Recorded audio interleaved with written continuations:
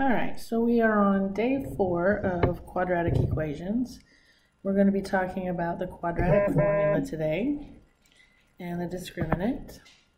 Okay, the quadratic formula says that the solutions of a quadratic equation in general form, in other words, it has to be a general trinomial, a squared term, a linear term, and a constant, equal to 0 are given by the quadratic formula. In other words, you can find the x-intercepts by taking the opposite of b plus or minus the square root of b squared minus 4 times a times c all over 2 times a. Okay, so all you do is figure out what your a, b, and c are, plug them in, and simplify according to order of operations. So, it says solve using the quadratic formula. In this problem, my a would be 2, b would be negative 6, and c would be 1. So if I plug in the opposite of b, so b goes there, minus 4 times a, which is 2, the a's go there, and the c goes on the end. Okay, so if I simplify that, I'm going to distribute here, and I'm going to distribute here. And that would give me a positive 6 plus or minus. I'm going to save the inside of that for a minute. 2 times 2 is 4. Now, this is generally, people calculating this generally is that's where they mess up the quadratic formula. Mostly because of parentheses, especially if you're using a calculator. Biggest mistake is people type negative 6 squared and they get negative 36 because they didn't put it in parentheses. The calculator didn't square the negative, which makes it think it's negative, but it's not. It's positive.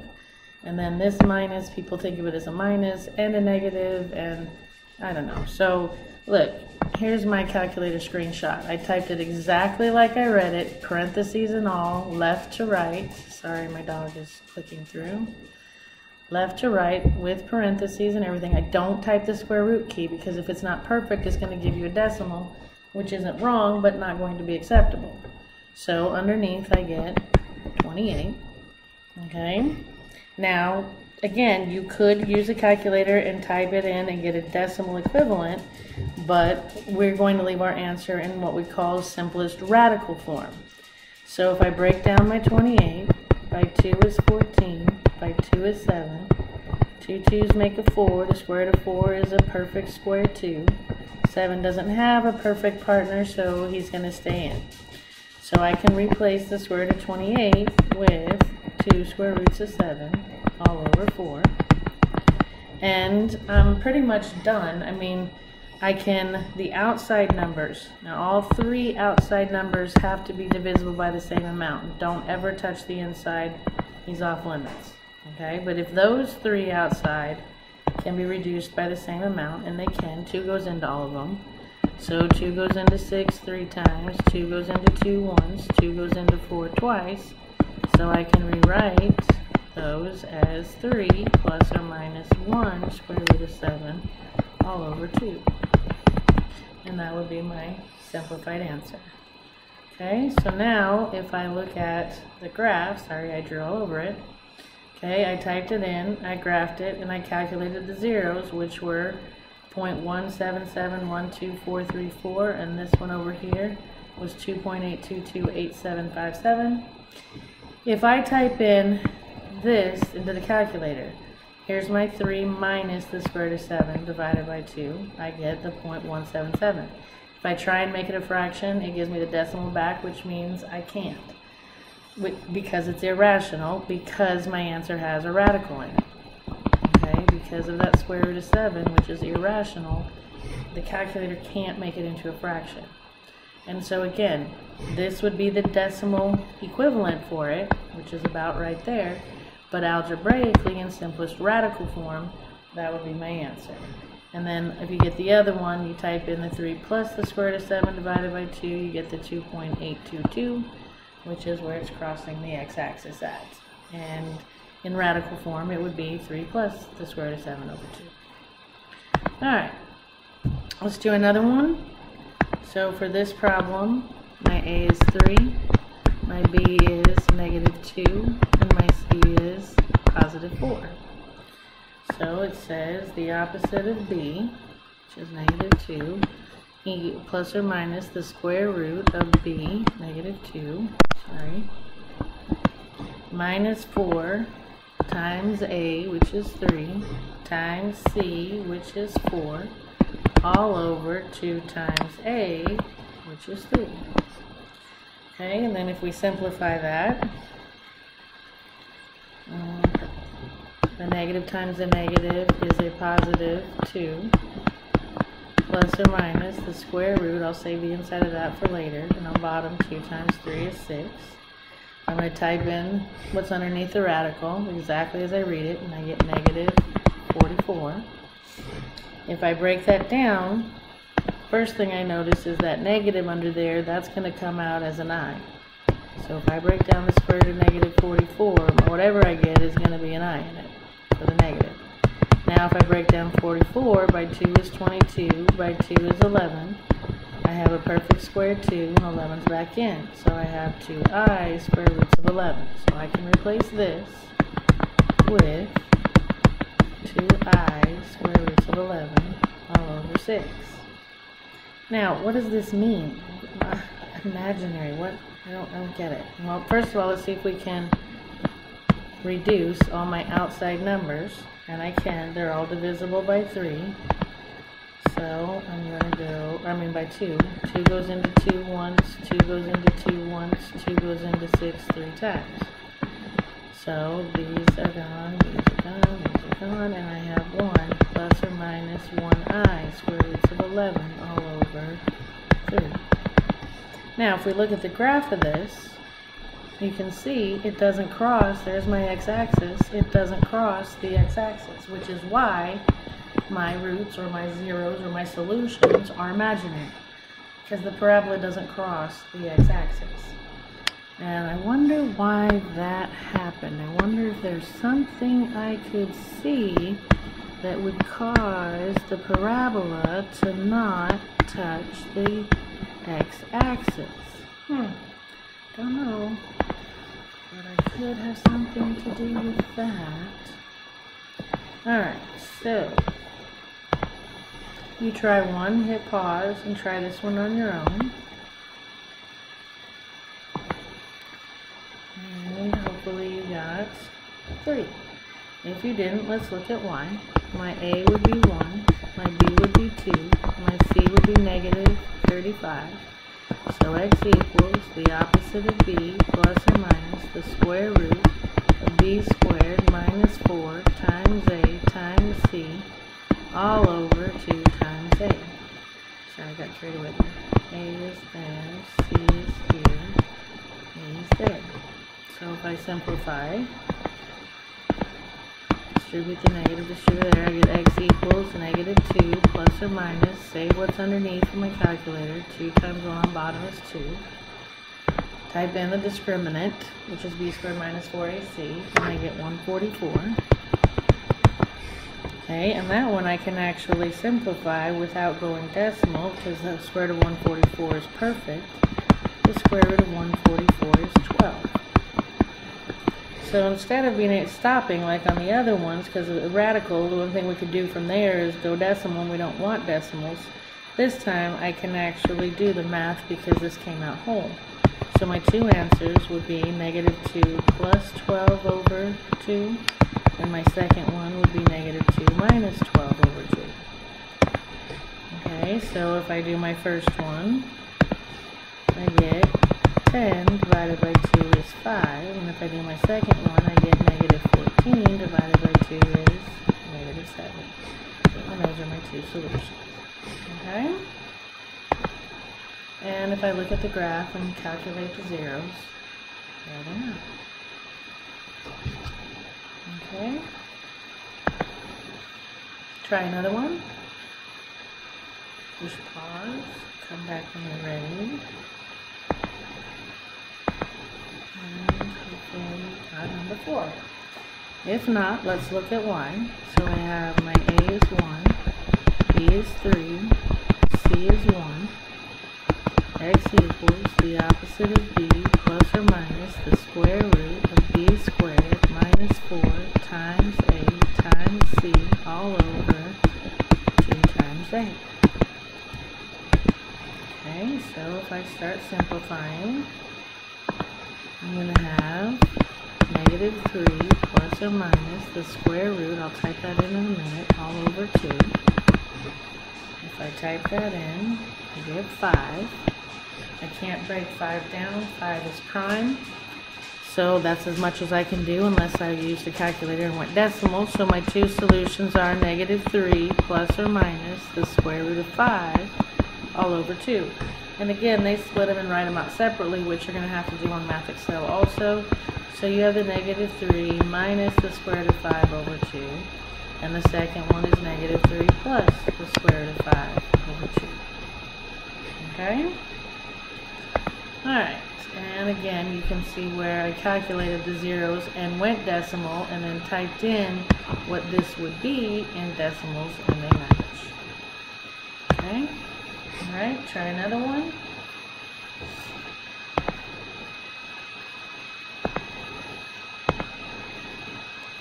Alright, if you didn't get that, let's look at y. First thing, you have to get 0 on one side. So if I subtract 3x, I get 8x squared minus 3x plus 1 equals 0, which means my a is 8, my b is negative 3, and my c is 1. So, quadratic formula, x equals the opposite of b plus or minus the square root of b squared minus 4 times a times c all over 2 times a. Alright, if I start simplifying this guy, distribute, I get x equals 3 plus or minus the square root of, say that for a minute, 2 times 8 on the bottom is 16. Alright, I typed in my discriminant and I got negative 23. Okay, so if I try and simplify that, 23 is prime. I can't break that down, but you can't have a negative under radical, so that's going to come out as I. So my two solutions are 3 plus or minus I square roots of 23 all over 16. Alright, and you can see that it does not cross the x-axis. It's kind of close, and you can see I graphed this using a standard window. So I graphed it again and I changed the window, so I zoomed in, okay, so I could get a closer view of what was happening right around here. So I changed it from going from negative 10 to 10, negative 10 to 10. I changed it going from negative 3 to 3 and negative 3 to 3. And you can see it definitely does not cross the x-axis. Alright, so how do you solve a quadratic equation using the quadratic formula? You determine A, B, and C, and then plug into the quadratic formula, which is x equals negative b plus or minus the square root of b squared minus 4ac all over 2. Alright. Now, the discriminant. In your quadratic formula, which says x equals the opposite of b plus or minus the square root of b squared minus 4ac all over 2 times a. The part that's underneath the radical, okay, the part that's underneath here, b squared minus 4ac, that's what we call the discriminant of the quadratic function, or the quadratic equation. And the discriminant is kind of neat because you, just by calculating it, not the square root of it, just by calculating the discriminant, you can tell how many and what kind of solutions there's going to be. If your discriminant comes out greater than 0, which means positive, okay, if your discriminant comes out positive, I'm going to pick a good color here, then I promise you your parabola is going to cross the x-axis 2 times. You're going to get 2 real solutions, okay? If your discriminant is exactly 0, then what you're going to have is what we call one solution Okay, it just goes tangent to the x-axis, touches it, and turns. Okay, that's if whatever you get underneath if you get 0 under there, then it's only going to cross one, or not even cross, it's just going to touch one time. Okay, if your discriminant is negative, meaning whatever you get under there is a negative something, some kind of number, okay, that's what less than 0 means, then your parabola will not touch the x-axis at all. There will be no x-intercepts. And what you will have are two complex, you'll have two imaginary solutions. Okay? So one more time. If you compute the discriminant, b squared minus 4ac, and underneath here is a positive number, then you're going to get two real solutions. If it's exactly 0, you're going to get one real solution. And if it's negative, you're going to get no real solutions. Okay? So it says, for each equation, compute the discriminant. Then determine the number and type of solutions. Notice it does not say we have to solve this. We're not finding the solutions. We're just deciding how many and what kind they're going to be. So in this problem, my A is 3, my B is 4, my C is -5. I don't have to compute the whole quadratic formula. I'm just calculating the discriminant, which is b squared minus 4ac. So if I take 4 squared minus 4 times 3 times -5, and I type it in the calculator, I get 76, which is positive. And positive means there is going to be two x-intercepts. So it says compute the discriminant. I would write 76 semicolon. Then determine the number. There's going to be 2, and they're going to be real. Okay. All right. Let's do it. And if I look, is it going to cross the x-axis twice? Yes. Do I know where? No. If I finished solving the whole quadratic formula, then I would know.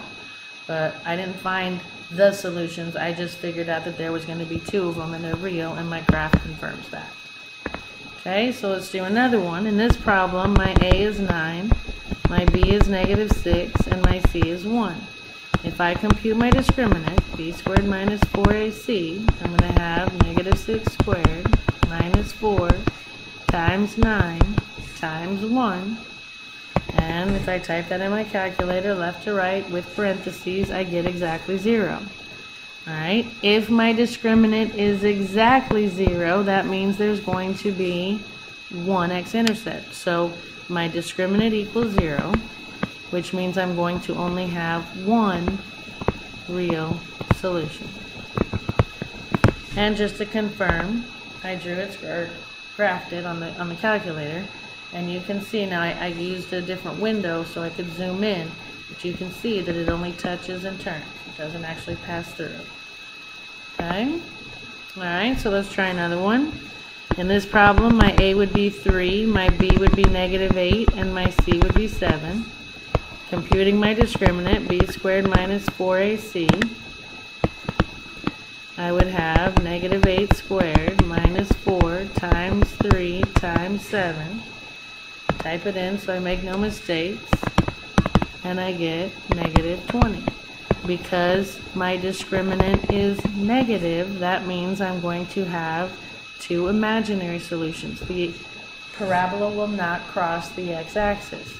So my discriminant value is -20, which means there's going to be two imaginary or complex solutions.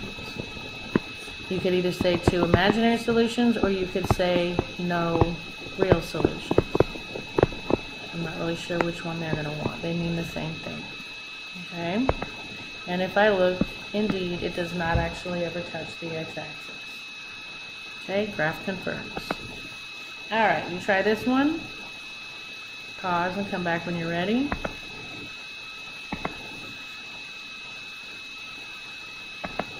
Hopefully you got 2. If you didn't, let's look at why. A is 1, B is 6, C is -7. B squared minus 4ac, I would have 6 squared minus 4 times 1 times negative 7. Type it in so we make no mistakes, is 64. 64 is positive, which means 2 real solutions. Okay, and if I look, it does indeed cross the x-axis twice. Okay, try another one. Come back when you're ready. And hopefully you got 2 again. If you didn't, let's look at y. A is 1, B is 8, C is 16. B squared minus 4AC would be 8 squared minus 4 times 1 times 16. Type it in and I get exactly 0. 0 means there's only going to be one real solution. In other words, it's only going to cross or touch the x-axis once. And I confirmed it on my graph. Again, I changed my window a little bit so that I could zoom in on where it was coming down and touching, where it didn't look so tiny. Okay, try again. Pause, come back when you're ready. And hopefully you got 3. If you did not, I can't, this is not in standard form. So the first thing I have to do is add 5x. That gives me 4x squared plus 5x equals negative 3. Then I'm going to move the 3 over, so I'm going to add 3.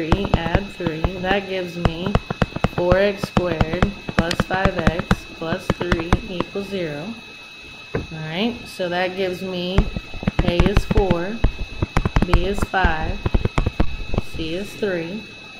B squared minus 4AC is going to be 5 squared minus 4 times 4 times 3. Type it in so we make no mistakes, and I get negative 23. And because I got negative, I'm going to have 2 complex imaginary solutions. And the graph confirms it does not touch the x-axis. Okay? Alright. So, what does the discriminant tell you about the number and nature of the solutions to a quadratic equation? Well, if your discriminant is positive, you can either say greater than 0 or you can say is positive, then you have 2 real. If your discriminant is negative, you're going to have 2 imaginary. And if your discriminant is 0, you're going to have 1 real. Number 7, when will you get complex solutions to a quadratic equation? When your discriminant is 0. I'm sorry, negative. Because once you take a square root of a negative, then you get the I, and I means complex. Okay, so 10 says, describe the number of possible solutions to a quadratic equation and what their graphs look like. Use examples of quadratic equations and their graphs to justify your answer. You can look back in this PowerPoint. The 3 things that could happen is a parabola could touch twice, so once, or never. Okay, and you can look back for examples of exact quadratic equations that fit all 3 of those circumstances. Alright, so the last part is basically it says decide what method would be the best method or the most efficient solution method to factor, okay, or to solve the quadratic equation. And what this basically says is if you have ax squared plus bx plus c equals 0 and it's easily factored, in other words, like when a is 1, those are really easy to factor because you don't have to do the whole rewrite b thing. Okay, I will usually do that. And if the numbers aren't too big and a isn't 1, I'll use factoring. If you only have 2 terms, again, just GCF times what's left, and then the zero product property says set each one to 0 and solve. If you do not have x to the first term, in other words, remember when we talked about there was only a square term, then that was isolate and kill. Isolate the radical and then square both sides. and simplify. Okay, again, square root property if you have no linear term. And then if it can't be factored easily or the factoring is really difficult, then quadratic formula. And quadratic formula, by the way, always, always, always works. And there's some examples here of how they use those techniques. So I picked some problems from your homework that I think you might struggle with. So I'm going to at least help you get some of those set up. Okay, here we go. Number 87, it says solve each equation by the method of your choice. So they're saying do whatever you want. Well, I see a square and no first degree. That tells me square root property. Square root property says isolate and cube. Alright, so I need to isolate this x squared. So I'm going to divide by 3. That gives me x squared equals 20. And now I can kill the square by taking the square root, but I have to do it to both sides. So x equals plus or minus. And then you're either done or you can break that down. I can break 20 down. By 2 is 10. By 2 is 5. That's a perfect square 2. 5 has to go back in. So my two solutions are a positive 2 square root of 5 and a negative 2 square root of 5. Okay? Alright, on this one, the author is trying to see if he can trip you up on the zero product property. He's betting that most of you will go 2x plus 3 equals 1, x plus 4 equals 1. You set them to 1 and you solve it and get your answers. Absolutely not. He's counting on you making that mistake. There is what we have is a zero product property, not a one product property. Zero product property means you multiply and zeros on the other side, not 1. Okay, so the only way to make this work is you're going to have to FOIL this out. So 2x times x is 2x squared plus 8x plus 3x plus 12 equals 1. Combine like terms, 2x squared plus 11x plus 12 equals 1. And then get 0 on one side. You can't do anything to a quadratic unless it equals 0. So I have 2x squared plus 11x plus 11 equals 0. Now you have a couple of choices. You could either factor this or you could do quadratic formula. Okay? I think I'll try and factor because you guys need that practice. This one I'm going to have to do the a times c sum. So a times c is 2 times 11 is 22. Factors of 22, 1 and 22. I'm trying to make 11. Ain't going to do it there. 2 and 11. No. 3 doesn't go in there. 4 doesn't go in there. 5 doesn't go in there. 6 doesn't go in there. Crap. There's no way I can make b, which means factoring is impossible. So your only other choice is quadratic formula. The opposite of b plus or minus the square root of b squared minus 4 times a times c all over 2 times a, and then you can simplify it from there. Okay? Alright, again, I'll try and factor this one using the a times c sum. A times c would be 3 times 12 is 36. Find all the factors. 1 and 36 will not make 12. 2 and 18 will not make 12. 3 and 12 will not make 12.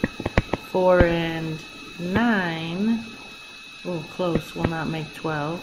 Oh, 6 and 6 will make 12. Alright, so I'm going to rewrite my negative, my b, as 6x and 6x, but I have to figure out the signs. C will tell you what to do. If C is positive, they both get the middle, so they both get to be negative. They both get to be whatever b was. So I did a times c. I found all the factors. I'm going to rewrite b as that now. So I'm going to have 3x squared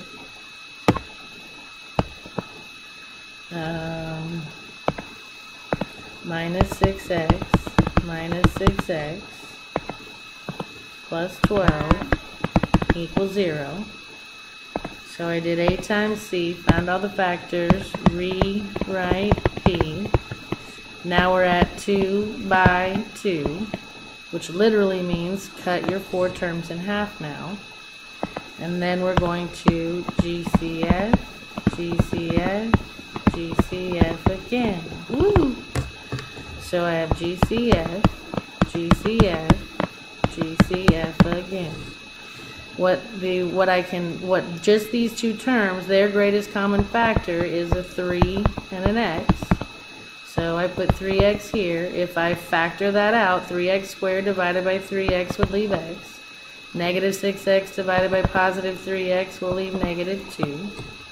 If I GCF the other side, these guys have a 6 in common, and I'm going to always use this sign, negative. If I divide by negative 6, I get a positive x and a negative 2. At this point, if it's factorable, you should have a common binomial, which I do. It's going to be x minus 2.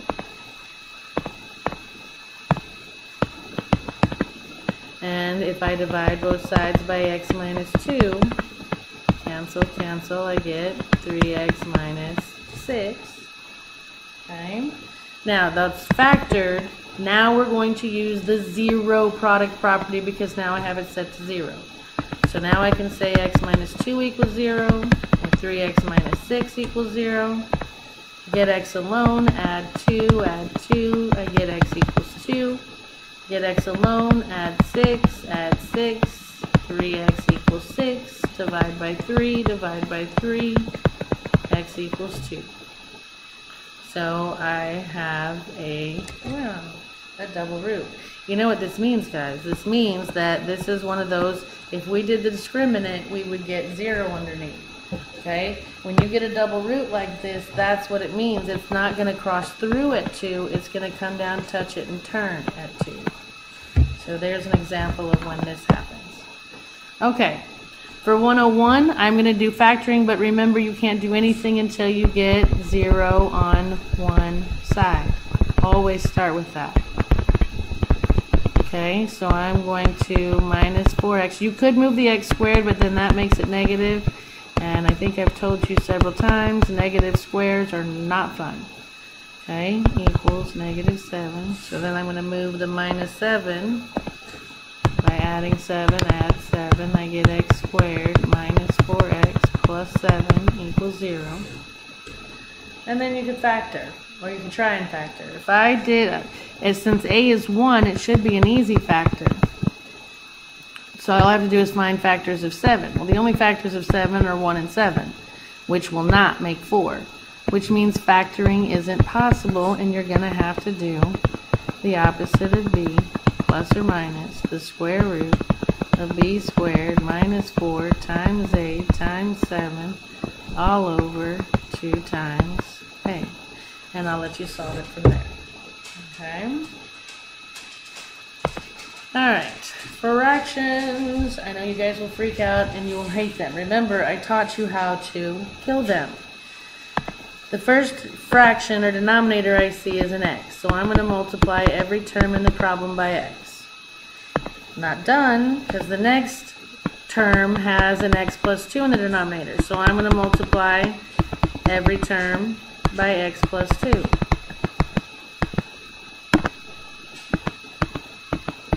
Okay, not done yet, because we have another one. I'm going to multiply everything by 3.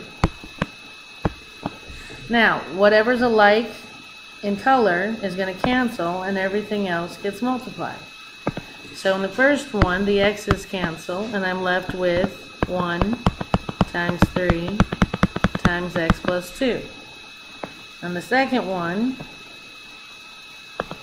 the x plus 2's cancel, and I'm left with a plus, a 1, a 3, and an x. Equals, on the other side,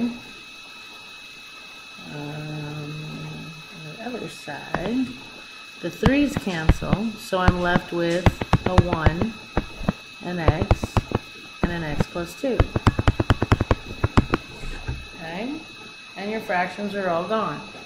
So now if we simplify this and clean it all up, I'd have 1 times 3 is 3. 1 time, I'm just going to do one at a time. You guys will do more than that, which is fine. I just don't want to lose anybody. That would be x times x plus 2.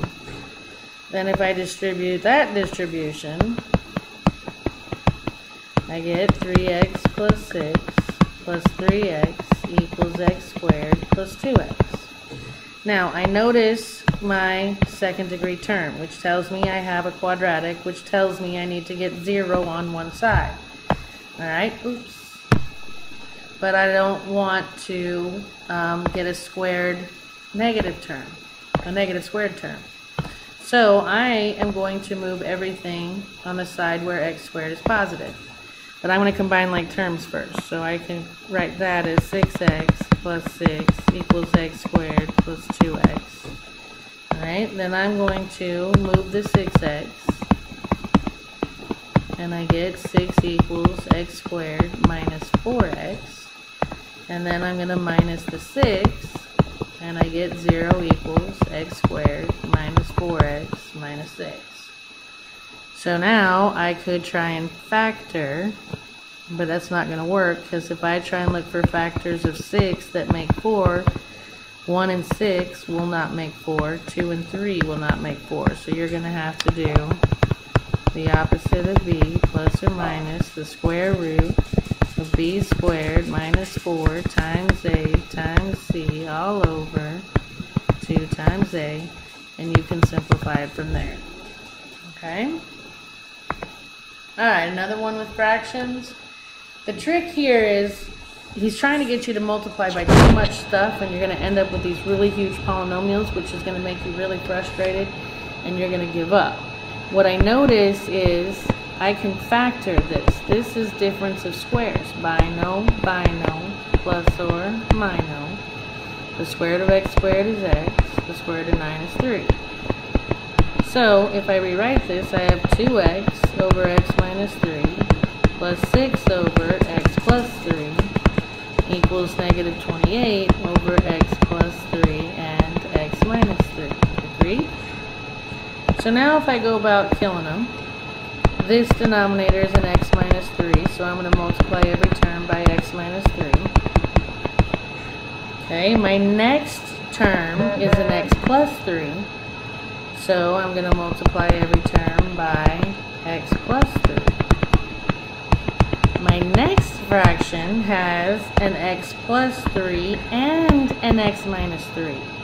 But if I look above, do I already have one of each of those above everything? And I do, so I don't need to add doubles. I've got enough up there to kill everybody. Alright, so now it either dies or multiplies. The x minus 3 is going to die, and I'm left with 2x times x plus 3. Okay, my next one, the x plus 3's die. What's left is a positive, a 6, and an x minus 3. Drop the equals. And over here on the other side, they both cancel. The x minus 3's, the x plus 3, so all that's left is negative 28. Now if we clean it up, order of operations, distribute, I get 2x squared plus 6x plus 6x minus 18 equals negative 28. Combine like terms, 2x squared plus 12x minus 18 equals negative 28. Get 0 on one side. You can't do anything with a quadratic until you have 0 on one side. So add 28, and I get 2x squared plus 12x plus 10 equals 0. And then you can either try factoring or doing quadratic formula. Okay? Alright, again, he's trying to trick you here also. He's betting money you won't factor that and you won't try and factor that, and so you'll have these huge long polynomials and you'll get frustrated and quit. Okay? So, the trick is, like I said, to factor them. Okay, so this one should be an easy factor. x and x. Factors of 2, there's only 2, 1 and 2. C is positive, so they both get the middle, minus minus. So I can rewrite that as 1 over x minus 1 times x minus 2. This one can't be factored, so that's going to be 1 over x plus 2, plus, this is difference of squares, bino, plus then mino. The square root of x squared is x, the square root of 4 is 2. So this can be written as 5 over x plus 2 times x minus 2. Okay, so now when I get ready to kill these suckers, my first denominator is an x minus 1, x minus 2, so I'm going to have to multiply everything by both of those.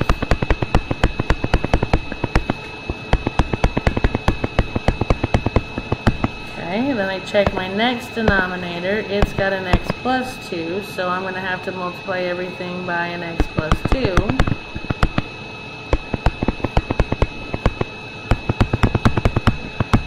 And then my third denominator has an x plus 2 and an x minus 2. But I notice that I have both of those above every term already, so I don't need to add any more. Okay? So now, or multiply, the x minus 1 and the x minus 2 is going to cancel, and all that's left is 1 times x plus 2. Equals, the x plus 2 cancels, and I'm left with a 1 times an x minus 1 times an x minus 2, plus the x plus 2 and the x minus 2 cancel, and I'm left with a 5 and an x minus 1. So now if I distribute, I'm going to have x plus 2 equals, multiplying by 1 doesn't make any difference, so let's FOIL. X times x is x squared minus 2x minus 1x plus 2 plus 5x minus 5. Combine like terms. On this side I have a negative 2x and negative 1x. That's negative 3 plus 5 is positive 2x. Drop your x squared. And I can combine the positive 2 and the negative 5 would make negative 3. Then I have to get 0 on one side, so I'm going to minus x. I get 2 equals x squared plus x minus 3. Then I'm going to minus 2. That gives me 0 equals x squared plus x minus 5. And now you can take x squared plus x minus 5 and solve it using factoring or quadratic formula, which I'm sure you're going to have to use quadratic formula because there's no factors of 5 that make 1. Alright, don't panic on this one, you're going to use quadratic formula. A is the square root of 2, B is 3, and C is negative 2 square roots of 2. So you're going to have x equals the opposite of b plus or minus the square root of b squared minus 4 times a times c all over 2 times a. Okay? Now, I'm wondering if they're going to let you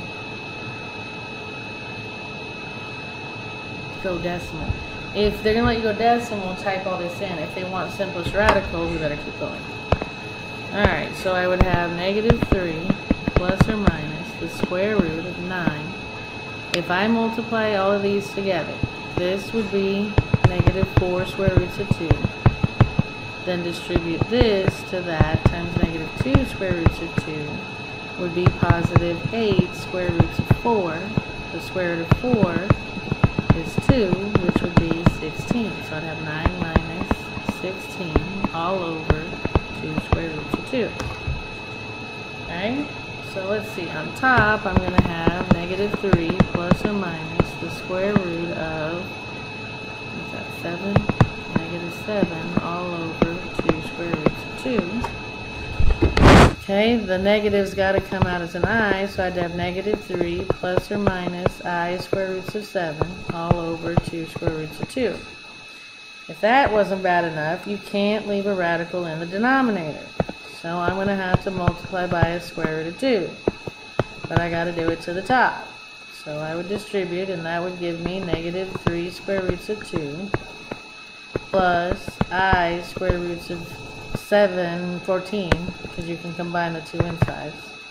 Square root of 14 all over 2 square roots of 4.